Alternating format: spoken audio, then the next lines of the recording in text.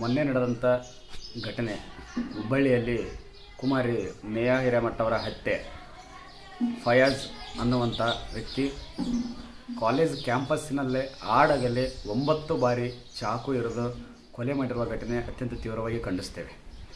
ಇವತ್ತು ನಾವು ಹೇಳೋಕ್ಕೆ ಇಷ್ಟಪಡ್ತೀವಿ, ಅಖಂಡ ಕರ್ನಾಟಕ ವೀರಶೈವ ಲಿಂಗಾಯತ ಸಮಾಜ ಒತ್ತಾಯಿಸುವುದೇನೆಂದರೆ ಸರ್ಕಾರಕ್ಕೆ, ಇಂಥ ಘಟನೆಗಳು ವೀರಶೈವ ಲಿಂಗಾಯತ ಸಮಾಜದಲ್ಲಿ ಸಾಕಷ್ಟುಗಳು ನಡೀತಾ ಇದ್ದಾವೆ.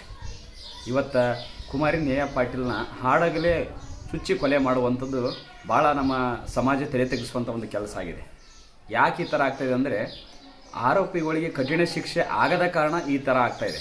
ಅದಕ್ಕಾಗಿ ಮಾನ್ಯ ರಾಜ್ಯ ಸರ್ಕಾರದ ಸಿದ್ದರಾಮಯ್ಯ ಮುಖ್ಯಮಂತ್ರಿ ಆಗಿರ್ಬೋದು ಅಥವಾ ಗೃಹ ಸಚಿವರಾಗಿರ್ತಕ್ಕಂಥ ಜಿ ಪರಮೇಶ್ವರ್ ಆಗಿರ್ಬೋದು, ತಮ್ಮಲ್ಲಿ ಕಳಕಳಿಯ ವಿನಂತಿ ಮಾಡಿಕೊಡ್ತೀನಿ, ಸಮಾಜದೊಳಗೆ ಇಂಥ ಘಟನೆ ಯಾರೇ ಆಗಿರ್ಬೋದು, ಅವರು ನಮ್ಮವರು ಪಕ್ಷದವರು ಅನ್ನೋದು ಮರೆತು ಅವ್ರಿಗೆ ತಕ್ಕ ಶಿಕ್ಷೆ ಆಗುವಂಥ ರೀತಿಯಲ್ಲಿ ರಾಜ್ಯದ ಜನ ಕೂಗೆದ್ದಿದೆ. ಈಗಾಗಲೇ ಆತನನ್ನು ಗಲ್ಲಿಗೇರಿಸಬೇಕು ಮತ್ತು ಎನ್ಕೌಂಟರ್ ಮಾಡ್ಬೇಕಂತ ಹೇಳಿಸಿ ನಿಜಕ್ಕೂ ಹೇಳ್ತಿದ್ದೀನಿ. ತಾವು ತಪ್ಪಿಸ್ತಾರಂತ ಅವನಿಗೆ ಪೂರ್ವ ಆದ ತಕ್ಷಣ ಅವ್ರಿಗೆ ಜೈಲು ಕಸ್ಟಡಿ ಅಂತ ಹೇಳಿದ್ರಿಂದ ಆಗ್ತಿರಂಗಿಲ್ಲ. ಅಂತ ನಡು ಬೀದಿಯಲ್ಲಿ ನಿಂದಿರಿಸಿ ಕೊಳ್ಳಲ್ಲಿ ಚಪ್ಪಲಿ ಹಾರ ಹಾಕಿ ಅಂತರಿಗೆ ಹೊಡೆದು ಜನರಿಗಿಂತ ಕಲ್ಲು ಹೊಡೆದು ಸಾಯಿ ಹೊಡಿಸ್ಬೇಕು. ಯಾಕೆ ಹೊಡಿಸ್ಬೇಕಂತಂದ್ರೆ, ಇಂಥ ಮಾಡಿದ ಒಬ್ಬ ಆರೋಪಿಯಿಂದ ಇಡೀ ಸಮಾಜಕ್ಕೆ ಕಳಂಕ ಬರುವಂಥದ್ದು, ಇಡೀ ರಾಜ್ಯಕ್ಕೆ ಕಳಂಕ ಬರುವಂಥದ್ದು. ಇವತ್ತು ಹೆಣ್ಮಕ್ಳಿಗೆ ಸ್ವತಂತ್ರ ಇಲ್ಲಾರದಂಥ ಒಂದು ಪರಿಸ್ಥಿತಿ ನಿರ್ಮಾಣ ಆಗ್ತಾ ಇದೆ. ಇವತ್ತು ಒಂದಂತಲ್ಲ ಅನೇಕ, ಮೊನ್ನೆ ದೇವದುರ್ಗ ತಾಲೂಕದಲ್ಲಿ ಕೂಡ ಒಬ್ಬ ವೀರಶೈವ ಲಿಂಗಾಯತ ಸಮಾಜ ಒಂದು ಸಣ್ಣ ಕುಲಕ್ಷ ಕಾರಣಕ್ಕೆ ಅವನಿಗೆ ಕೂಡ ಮರ್ಡರ್ ಮಾಡುವಂಥ ಒಂದು ಕೆಲಸ ಆಯಿತು. ಇವತ್ತು ಕೂಡ ಅದ್ರ ಬಗ್ಗೆ ಯಾರು ಧ್ವನಿ ಎತ್ತಕ್ಕೆ ರೆಡಿ ಇಲ್ಲ. ಆಮೇಲೆ ಮೊನ್ನೆ ಜವರಗಿ ತಾಲೂಕು ಜೆರಿಟಿಯಲ್ಲಿ ಬಸವಣ್ಣನ ಮೂರ್ತಿಗಳು ಕಿತ್ತಾಕುವಂಥದ್ದಾಯಿತು. ಅದರ ಬಗ್ಗೆ ಕೂಡ ಯಾರು ಧ್ವನಿ ಎತ್ತಕ್ಕಾಗ್ತಿದ್ದಾರೆ. ಇದರೊಳಗಡೆ ಏನಾಗ್ತಾ ಇದೆ ಅಂತಂದರೆ, ಸರ್ಕಾರ ತಾವು ಒಂದು ಹೆಜ್ಜೆ ಮುಂದೆ ಇಟ್ಟು ಒಂದು ದಿಟ್ಟ ನಿರ್ಧಾರ ತಗೊಂಡು ಫಯಾಜ್ ಅಂತ ಆರೋಪಿನ ಎನ್ಕೌಂಟರ್ ಮಾಡಿ ಗಲ್ಲಿಗೆ ಸೇರಿಸಬೇಕು. ಇಲ್ಲದೇ ಇದ್ದರೆ ರಾಜ್ಯಾದ್ಯಂತ ಇವತ್ತು ಅಖಂಡ ಕರ್ನಾಟಕ ವೀರಶೈವ ಲಿಂಗಾಯತ ಕರೆ ಕೊಡ್ತಾ ಇದ್ದೀವಿ. ತಾವೇನಾದರೂ ಶಿಕ್ಷೆ ಮಾಡಕ್ಕೆ ಹೋಗ್ತಾ ಇದ್ರೆ ನಾವು ನಿಜಕ್ಕೂ ಇದನ್ನು ಭಾಳ ತೀವ್ರವಾಗಿ ಖಂಡಿಸ್ಬೇಕಾಗ್ತದೆ.